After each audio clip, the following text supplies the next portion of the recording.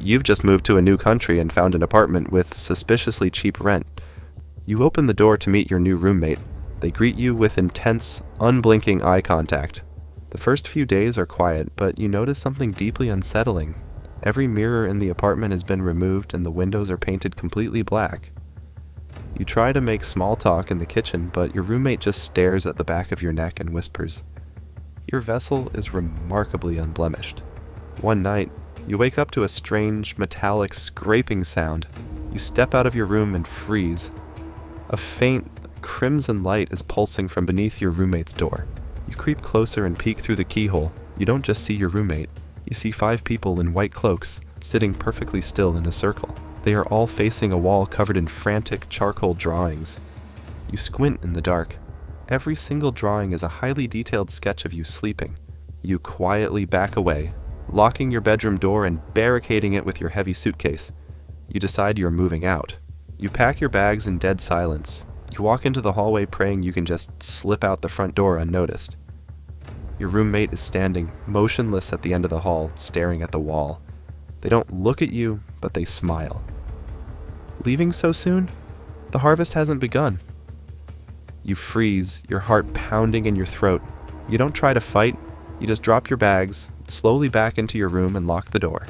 Trapped inside, you realize your only way out is the window.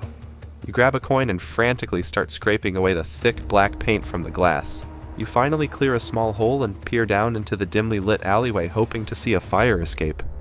Instead, you see an unmarked white van idling in the dark, its back doors wide open. You watch in pure horror as your roommate and the 5 figures in white cloaks emerge from the building's basement door. They are carrying a heavy, tightly rolled piece of carpet. They toss the heavy carpet into the back of the van. The harvest wasn't meant for you today, you were just the backup. Suddenly, your roommate stops moving. Without turning their body, their head slowly pivots upward, staring directly at your tiny, scraped hole in the window.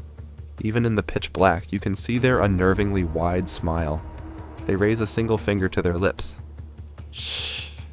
You stumble backward in terror, tripping over your own suitcase. You scramble for your phone and dial emergency services.